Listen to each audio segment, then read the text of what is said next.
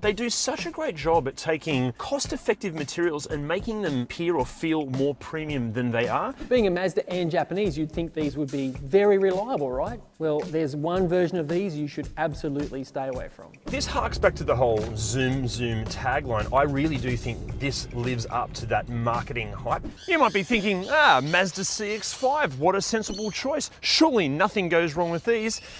Yeah, it's not as simple as that. We're going to take you through everything that can go wrong with these. We're going to show you how they're aging, what they like to drive and live with, and we're going to tell you if we think you should buy one or not. But first of all, it's important that you know the basics. Aside from a couple of minor updates in 2013, the first generation CX-5 can actually be split between two main iterations, the original KE Series 1 and the updated KE Series 2. Engine-wise, you're going to have a choice of two petrol power plants and a turbo diesel, with power being sent to just the front wheels or all four wheels, depending on the spec. Just on those all-wheel drive variants, power is generally sent just to the front wheels until the computers detect any slip from the front wheels, then it sends power to the back. You'll never detect this. In terms of trim specs, availability will depend on what's under the bonnet, but locally we have received just 4 variants. Now, as far as what they're asking on the used market, pricing kicks off from around about $6,500 and tops out at about $35,000 here in Australia. But with this being one of the most competitive genres of cars on the used market, there's a lot of competition it's up against. The Honda CR-V, Toyota RAV4, Subaru Forester, Ford Escape, Hyundai Tucson, and the Volkswagen Tiguan, to just name a few. Something like this, which is pretty much right in the middle of the entire CX-5 range, it's asking around about $20,000, but I actually worked out I could have this car for as little as $90 a week. To find that out, I just jumped on Driver, I filled out their really easy questionnaire, and in just seconds they came back to me with the best quote from loads of different lenders. Plus, the entire process was completely free. It has no impact on my credit score, and if you need some car finance, make sure you hit that Driver link down there. Now, let's talk about exterior and design for a moment. This is one car where the trim spec, or I should say the wheel size, really defines how it looks. I think on the higher trim specs with the larger 19-inch wheels, the whole thing looks really good. It's a very attractive car.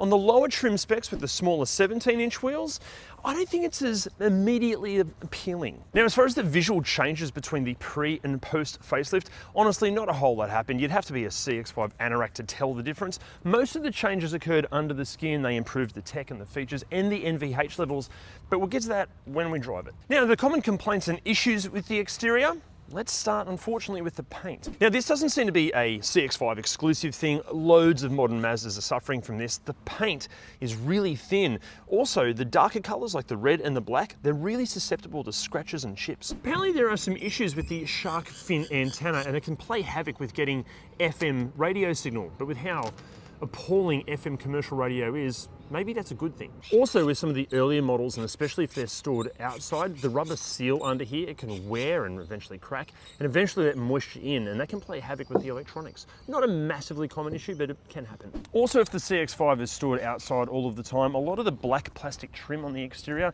it just fades and turns grey, although that can be rejuvenated pretty easily. Loads of owners have complained that when you're going in reverse, the brakes can squeal or carry on with all sorts of weird noises. It's really easily fixed, but just never drive in reverse. Actually, just on the owners, massive thank you to the owners groups and all the forums for CX-5s that helped us gather this information that we're now presenting to you. CX-5 owners groups, legends. Now, common complaints and issues inside, owners have reported that the infotainment systems, they can have all sorts of issues. Screens glitching, Bluetooth connection issues, weird ghost touch problems, the entire system rebooting, and even just the screen looking faded and motley. In fact, some owners have had to replace the entire infotainment system with quality aftermarket gear. Then there are reports of just rattling interiors, and apparently diagnosing where the rattle's coming from and fixing it can be a total nightmare. Now look, obviously these issues won't impact every single CX-5. The majority of CX-5s on the used market, like this one, won't have any of those issues, but every example is going to differ from example to example. And the same goes obviously for the levels of wear and tear in the interior. This car's 10 years old, has over 140,000 Ks on it.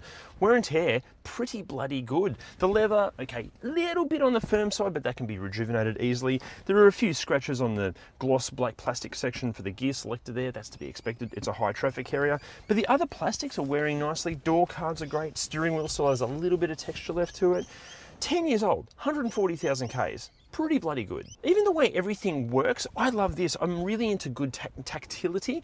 The way the infotainment knob just feels right. The way indicator stalks feel, all the air conditioning controls, everything feels good to use. Buttons on the steering wheel, great. Now, as far as what stuff you get, obviously it's going to vary depending on the year and the trim spec, and you're going to get all the usual suspects, but there are a few highlights. For example, the 4-speaker stereo in the base model Max, it's actually pretty good, and it has Bluetooth and a reversing camera and all this and more. Oh, also, if you want the MZD Connect or the 7-inch touch screen, that comes on the Max and the Max Sport from 2015 or that KE Series 2 onwards. Actually, just on the Max Sport, it adds a 6-speaker sound system, dual zone climate control, and all of this, although that sat-nav, it's shit. And if you want all of the bells and whistles, well, you're going to need to get one of these or an Akira. That way you'll get the premium 9-speaker Bose sound system, leather upholstery, front and rear parking sensors, and all of this and more. Also, good news if you want Apple CarPlay and Android Auto. Even though these CX-5s, most of them didn't receive that tech as standard, if it has the MZD Connect system, it's pretty easy to install that infotainment technology.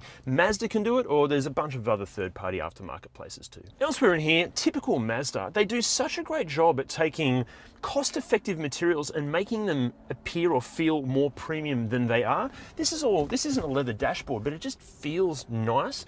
Everything you touch is soft touch plastics. The leather, obviously it's not the most premium quality leather, but it still feels good somehow. Even design-wise, it's just a classy interior, but you know it's being built on a budget. Really impressive. Also, Mazda's tagline for the longest time has been zoom, zoom, and the ergonomics in this lean into that. The driving position is really nice, great amount of adjustability, seats supportive but still comfortable. It's just a really enjoyable place to be. In fact, I'd go as far as saying this feels like one of the more car-like interiors of an SUV in this class. But it is an SUV, so it needs to be practical. Here we go. You've got a spot perfectly sized for your phone just there in the center console.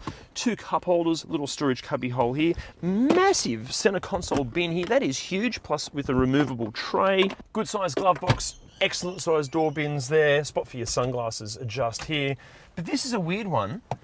What is this for? I don't understand. It's a really odd shape. Surely anything you put in there is just going to fall out the minute you pull away at the lights. Tell me, what is that for? Now, when these were new, the CX-5 was the most popular model of Mazda's then 3-piece SUV lineup. Coincidentally, I'm 7 centimeters taller than another very popular member of a 3-piece lineup, Sting.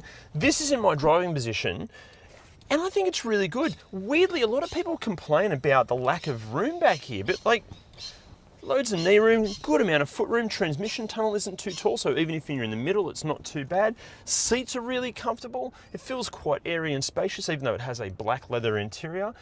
I don't know what people are complaining about. I think this is a nice place to sit back here. Even as far as wear and tear goes, like, really good. The leather back here is very supple. I don't know how much use these back seats get, but it doesn't feel like much. And as far as practicality and features go back here, a couple of map pockets, good sized door bins, pull down armrest with 2 cup holders. Annoyingly, there's nowhere specific for my small pretentious coffees that I like. They're all for big stupid cups of coffee. Now, if you're in the market for one of these because you're assuming that a CX-5 is surely the most practical of Mazdas of this size, well, I'm afraid you're wrong, because the Mazda 6 wagon has more cargo space than this. Plus, the load height is lower, so it's easier to get stuff in and out. Plus, it's a wagon, and wagons are just cooler than SUVs. Nevertheless, there is a good amount of space back here, although it is slightly less space than some of the competitors. But the good news is you can fold the seats completely flat, so it's a good amount of space. Now, before we get into what this is like to drive, we need to talk about safety features. But to do that, we're going to cut to another voiceover, but we're going to play the voiceover over one of the most frustrating videos that you're ever likely to see. At the bare minimum, the CX-5 includes 6 airbags, ABS, electronic brake force distribution, brake assist electronic stability control, and traction control. However, move up the range into a more recent example, or find a CX-5 fitted with a safety or tech option pack, and blind spot monitoring, lane departure warnings, and semi-autonomous features like radar cruise control and smart city brake support might be included. Now, for all the specific details of which CX-5 gets what tech and safety gear, or for the ultimate used CX-5 buyer's guide, head to ReDriven.com and check out the free and awesome cheat sheet. Now, when it comes to common complaints and issues about the driving experience, plenty of owners of the pre-update complained of excessive road noise. That's why with the Series 2, they fitted more sound deadening, thicker glass, stuff like that. But I tell you what, The KE Series 2 must be bloody quiet because this is a pre-update Series 1, and I don't think the road noise is all that bad. I don't know what they're complaining about. It's there a little bit on coarse roads, but yeah, not too bad. Stop complaining. Also with the update, Mazda improved the actual steering feel because apparently owners of pre-update cars were complaining that in really slippery conditions it was hard to judge what the front wheels were actually doing. Really? That just screams terrible driving ability because this is a pre-update car and I think the steering, if anything, is a bit of a standout in this class. It's got great steering. In fact, I think the overall driving experience in this is arguably the best in this class. It's such a nice car to drive. In fact, this harks back to the whole zoom zoom tagline. I really do think this lives up to that marketing hype. So many other SUVs in this class, it feels like driving satisfaction was at the very bottom of the priority list, whereas this, it feels like the complete opposite. In saying that, don't think it's some harsh performance car at all. Even after this many years and kilometers, the ride and handling and suspension in general is still totally comfortable. And the whole car, it has this almost European premium feel to it. Also, the engine feels really strong and the whole car just has this really confident vibe about it. If you enjoy driving, but you need an SUV of this size and at this budget, this needs to be at the very top of your list. Actually, you know what? This actual CX-5 should be at the top of your list because it's currently for sale. There's a link below that'll send you to SP Motors where you can buy this car and a bunch of other great ones. They were wonderful enough to lend us this thing. Thank you guys so much. Also, that link is just near another link that'll get you 15% off and free express shipping on some of the best wiper blades we've ever used. WiperTech blades are so easy to order online, they're shipped to your door, and as long as you've got fingers, thumb, and a brain, they're a breeze to fit. Now, I know what you're thinking, what about all the mechanical issues we hear about? Unfortunately, I can't tell you about any of those because I'm not actually a qualified mechanic. But you know who is? It's Jim. I'm just going to start by clearing up the whole Skyactiv G and Skyactiv D rubbish. We've actually had customers ask if we are qualified to work on Skyactiv vehicles. Skyactiv is just like the Honda Earth Dreams and the Toyota Dynamic Force. It's just marketing bullshit. The Mazda marketing will have you believe that their engineers have perfected all the internals and electronics to create this super efficient engine, which they have to a degree, but they certainly didn't invent it. The Atkinson and the Otto cycle engines have been around for about 70 years, and basically it's just those concepts. It's not new, it's just marketing. But let's get into the mechanical stuff, right? Look, the petrol versions of these are actually pretty reliable. They do, of course, have direct injection, which tends to have inlet manifold and inlet valve clogging issues. It can be cleaned, and it's typically only a problem with higher mileage engines anyway. They do occasionally have high pressure fuel pump complications, which can be an expensive fix. Occasionally we do see some of these with oil pressure issues. Now sometimes that's just a blocked strainer in the sump, and that's more of an issue on ones that have been poorly serviced, but they do have oil pump and pressure relief valve complications too, which can be pricey. It's very unlikely you're going to have issues with a timing chain, but it is not unheard of. And occasionally they do have some engine mount issues. They just become soft and it makes the whole thing feel like you're driving some sort of massage chair, which is okay if that's what you're into.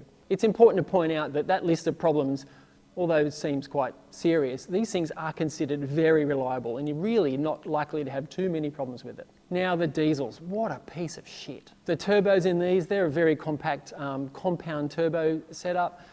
They just fail all the time. The turbos fail, the wastegate snaps off and can cause catastrophic failure, and they are pricey to fix too. Again, also these have oil pressure issues. Now, quite often the strainer in these block up because the injector seals leak and all that carbon and crap just goes into the engine, makes its way down to the sump and all gets picked up by the oil pump and blocks the strainer, and then you've got an oil pressure failure and then the engine's dead. A less serious problem but more common, they have a turbo pressure sensor. Now, there is an upgrade kit available for that which you can get through Mazda, but you can buy the upgrade kit non-genuine as well, and it's about half the price. And the whole inlet system on these is prone to clogging up. There's a shutter valve there that clogs up and the EGR clogs up as well. But overall the diesel definitely is the one to stay away from in this car. Now the transmission in these is actually a Mazda transmission, not a Jatco unit. Overall it's okay, but a common problem with the gear selector module, there's a little micro switch on there that fails, and it just tells you that you're not in park when you actually are in park. It just comes up with a shift to park fault. It can be fixed with the micro switch, but you can also replace the whole module. That's a bit pricey, and sometimes that problem is also caused by the on-off switch as well. Pretty common problem. Okay, so after all of that, should you buy one of these? Tell you what, you shouldn't buy a diesel. Look, obviously there are diesel CX-5s out there that have never had an issue, but we feel the risk of disaster is just far too high. Plus, the few positives they provide, like the small saving in fuel and extra torque, simply don't offset the potential negatives. However, when it comes to the petrol CX-5s, just like this one, as long as it has a full and thorough service history and its pre-purchase inspection completely checks out, my God, yes, you absolutely should buy one of these. It's still one of the very best SUVs in this class. Remember too, thanks to the used market compressing prices, you can often find a higher spec model for not much more than a lower spec example, so it does pay to go hunting and haggling. However, unless you absolutely need the extra ground clearance of an SUV, we still think that might be a better option. But here's a question for you. If you weren't to buy that or this, what would you buy? Let us know in the comments. See you next time.